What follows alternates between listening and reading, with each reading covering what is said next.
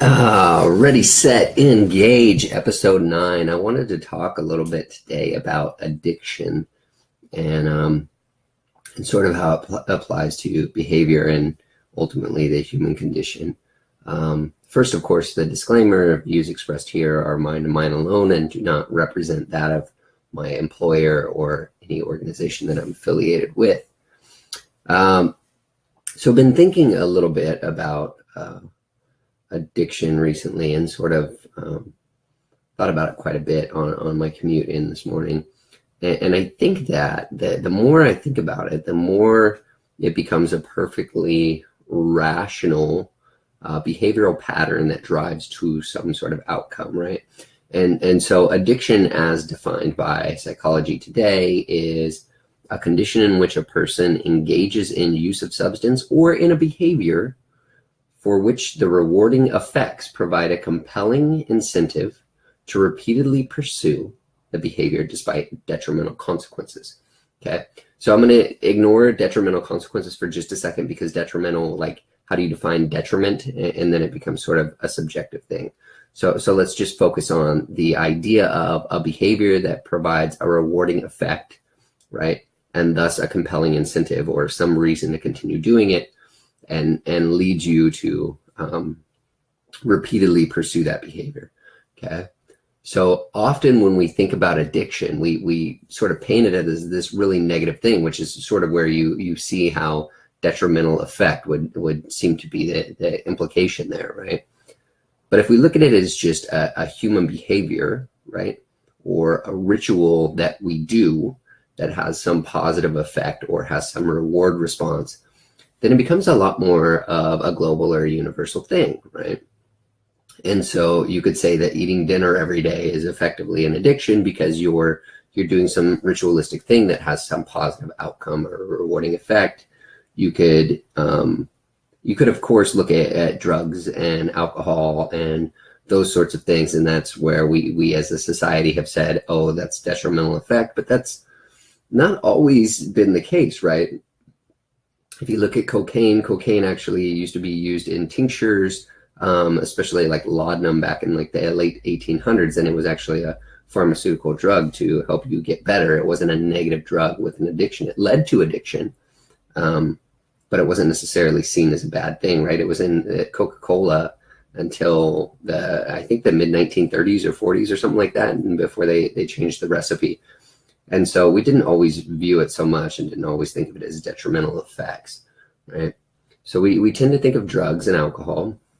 So cocaine, heroin, alcohol, weed, sugar, all of those are sort of chemicals, right? Substances that you're ingesting that are changing your behavior and giving a rewarding effect. So all of those have the possibility for addiction, right? Just from a substance point of view. That's not a knock on them. It's just a rationalization of what that means. The thing I would push at, though, or play with, is that there's a behavior associated with the use. Okay, and so the associated behavior is the user or the human consuming those drugs, right? It's not like just magically cocaine took over your body. Instead, it's a cognitive choice to go and engage in that behavior. And so I think that the use of a substance is just a class of behavior. And so addiction is simply behavior for which there's a rewarding effect and thus a compelling incentive to continue that behavior, right? So drugs and alcohol, of course, have that rewarding effect, and thus they're addictive, and sort of everyone's okay with that as a premise, right? But if you tell somebody that they've got addiction, then they'll often become a little bit defensive, right? It's sort of almost a bad word in society, and I don't think it should be. I think really we should just look at it as behavior that would provide a rewarding response, and thus, like, you're more likely to do them. So you are making a choice to engage in some behavior that's providing a rewarding response, right? There's nothing wrong with it when you put it that way.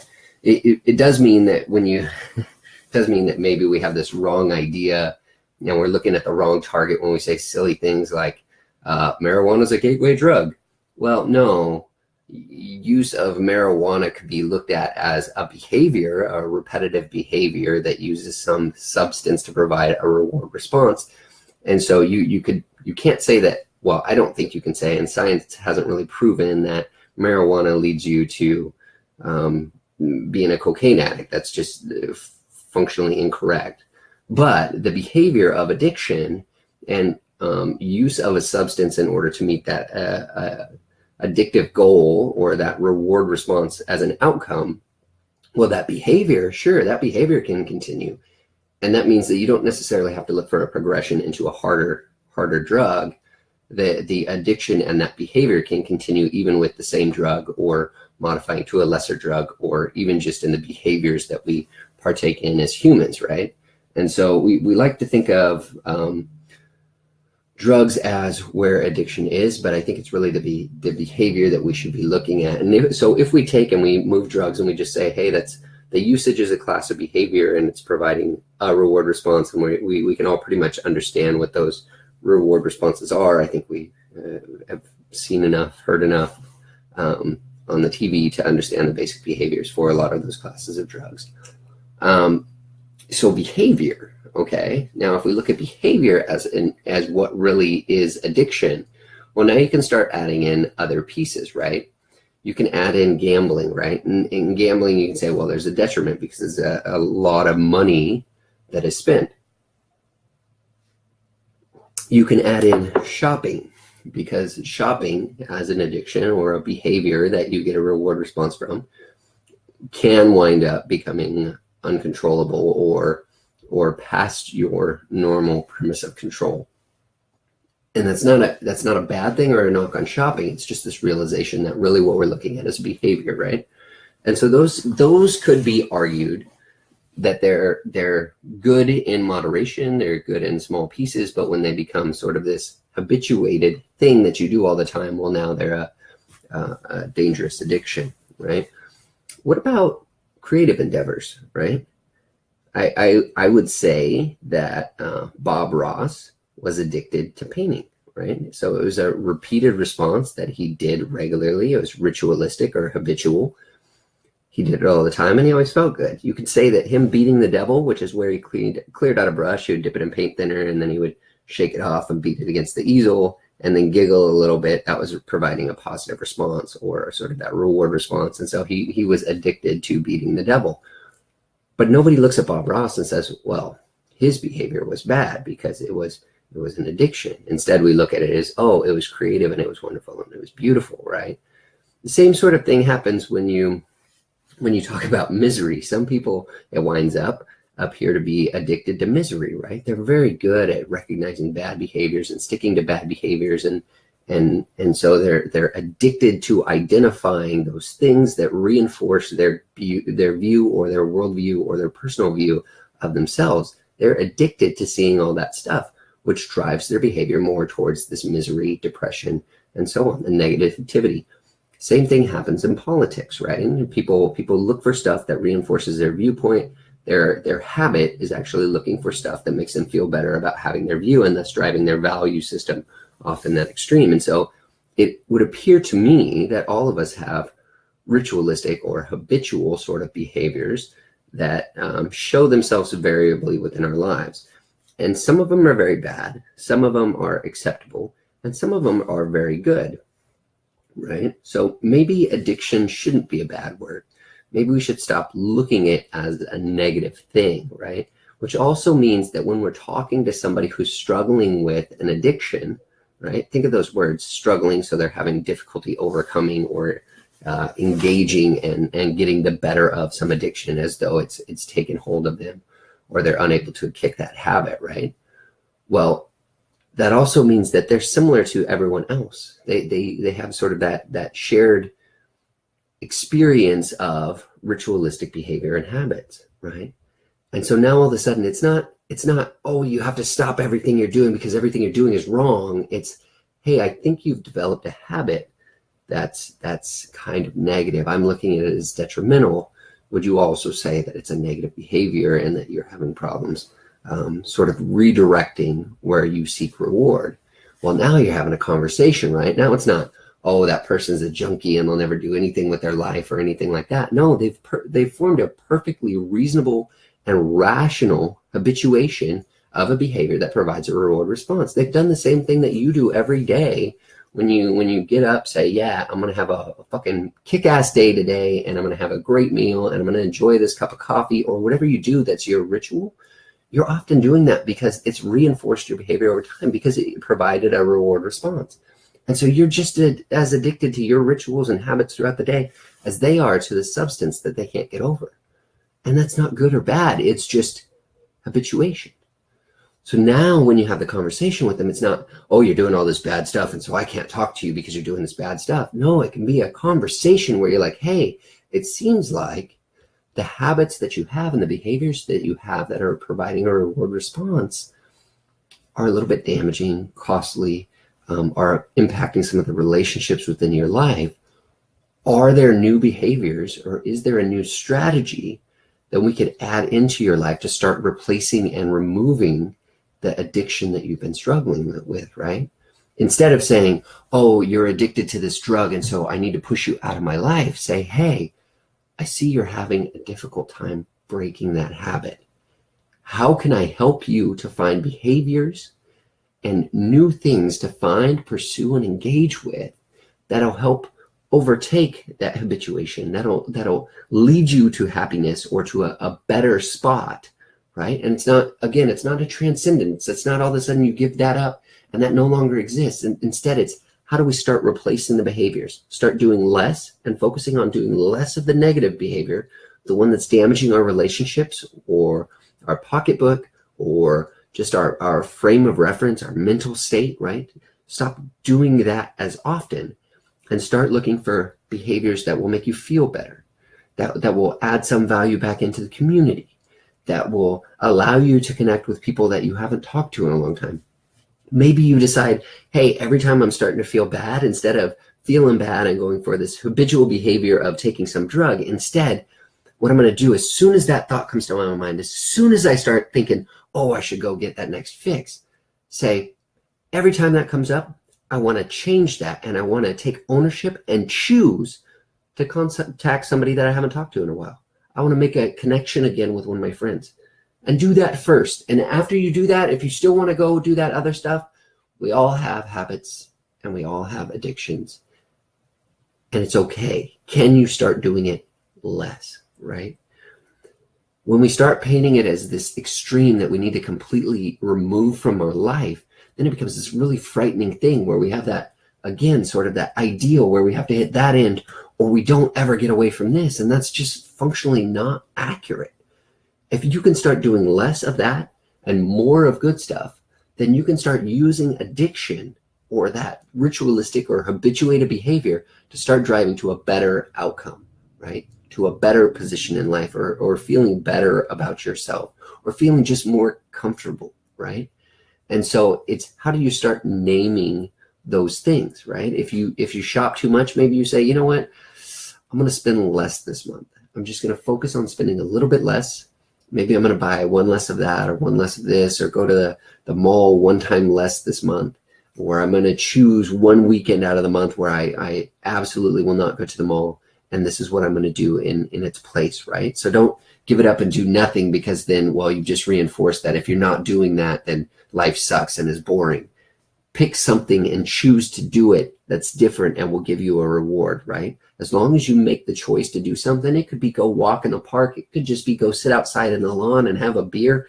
I realize we're talking about addiction right now, so I'm not telling you to change your addiction to drinking beer, but like, go engage, right? Go enjoy something on that day. And then you can realize that this enjoyment was probably equitable or close to whatever enjoyment you were getting before. And there's probably a lot less detriment to this new behavior.